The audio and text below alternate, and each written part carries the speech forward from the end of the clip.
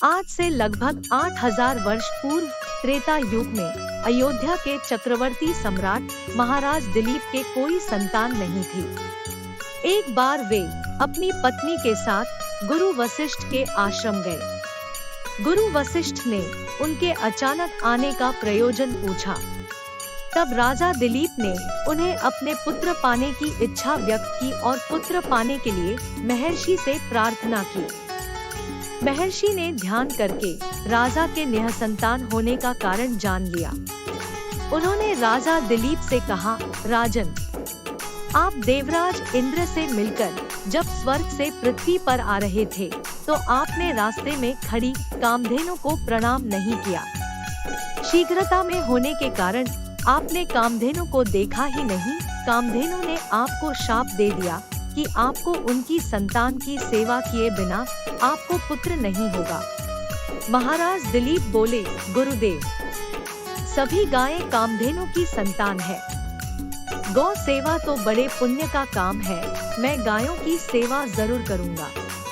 गुरु वशिष्ठ ने कहा, राजन, मेरे आश्रम में जो नंदिनी नाम की गाय है वह कामधेनु की पुत्री है, आप उसी की सेवा करें। महाराज दिलीप सवेरे ही नंदिनी के पीछे पीछे वन में गए। वह जब खड़ी होती तो राजा दिलीप भी खड़े रहते, वह चलती तो उसके पीछे चलते, उसके बैठने पर ही बैठते और उसके जल पीने पर ही जल पीते। संध्या के समय जब नंदिनी आश्रम को लौटती तो उसके ही साथ लौट आते। महारानी सुदाक्षिणा उस गौ की सुबह शाम पूजा करती थी।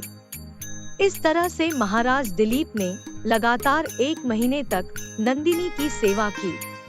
सेवा करते हुए 1 महीना पूरा हो रहा था।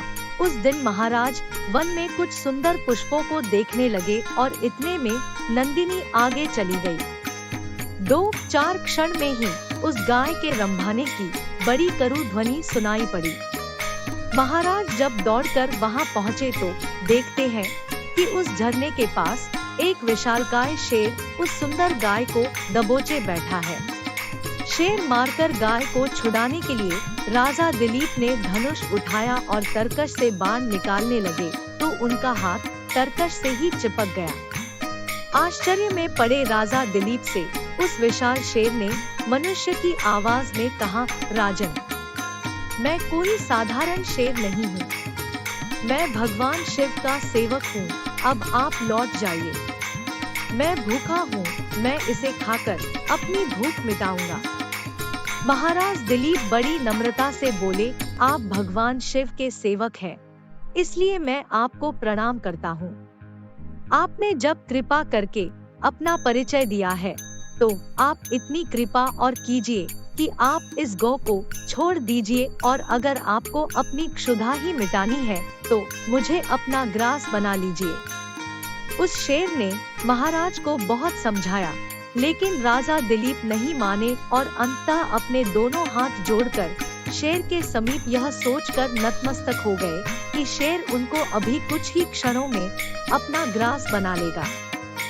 तभी नंदिनी ने मनुष्य की आवाज में कहा, महाराज, आप उठ जाइए, यह कोई शेर नहीं है, सब मेरी माया थी। मैं तो आपकी परीक्षा ले रही थी, मैं आपकी सेवा से अति प्रसन्न हूँ।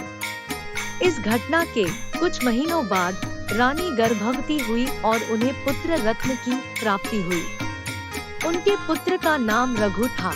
महाराज रघु के नाम पर ही रघुवंश की स्थापना हुई।